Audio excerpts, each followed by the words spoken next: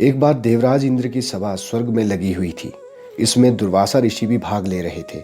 जिस समय सभा में विचार विमर्श चल रहा था, उसी समय सभा के मध्य में पुंजिक स्थली नामक इंद्रलोक की अप्सरा बार बार इधर से उधर आ जा रही थी।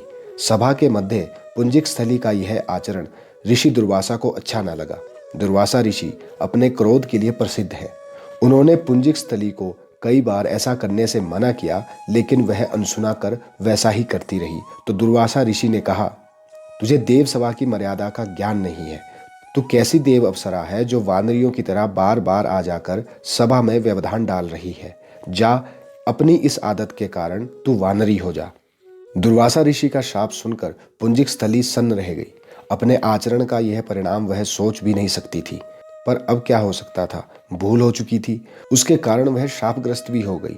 उसने हाथ जोड़कर अनुनय विनय कर कहा, ऋषिवर, अपनी मूर्खता के कारण यह भूल मैं अनजाने में करती रही और आपकी वर्जना पर भी ध्यान न दिया। सभा में व्यवधान डालने का मेरा कोई उद्देश्य न था। कृपया बताइए, अब आपके इस शाप से मेरा उद्धार कैसे होगा।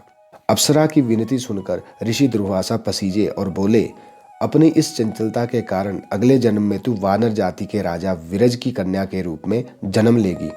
तू देव सभा की अप्सरा है, अतः तेरे गर्भ से एक महान बलशाली, यशस्वी तथा प्रभु भक्त बालक का जन्म होगा। अप्सरा को संतोष हुआ। पुनर्जन्म में वानर राज विरज की कन्या के रूप में उसका जन्म हुआ। उसका नाम अंजना रखा गया। विवाह योग्य होने पर उसका विवाह वानर राज केसरी से हुआ।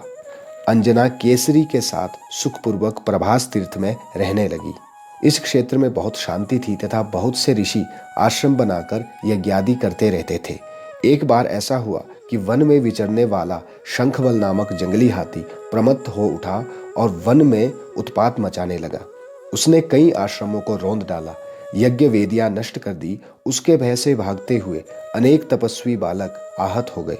कई आश्रम उजड़ गए। कई ऋषि भय के कारण आश्रम छोड़कर चले गए। केसरी को जब शंखबल नामक हाथी के इस उत्पात का पता चला, तो वह आश्रम तथा आश्रम वासियों की रक्षा के लिए तत्काल वहां आए और शंखबल को बड़ी कुशलता से घेरकर उसके दोनों दांतों को पकड़कर उखाड़ दिया। पीड़ा से चिंघाड़ता हुआ वह हाथी वहीं धराशायी हो गया और मर गया। आश्रम की रक्षा के लिए उनके अचानक पहुंचने तथा हाथी को मारकर आश्रम वासियों को निर्भय कर देने वाले केसरी का ऐसा बल देखकर ऋषि मुनि बहुत प्रसन्न हुए और केसरी के पास आकर आशीर्वाद देते हुए कहा, वानर राज केसरी, जिस प्रकार तुमने आज हम सबकी तथा आश्रम की रक्षा की, इसी प्रकार भविष्य में तुम्हारा होने वाला पुत्र पवन जैसे वेग वाला होगा तथा रुद्र जैसा महान बलशाली होगा।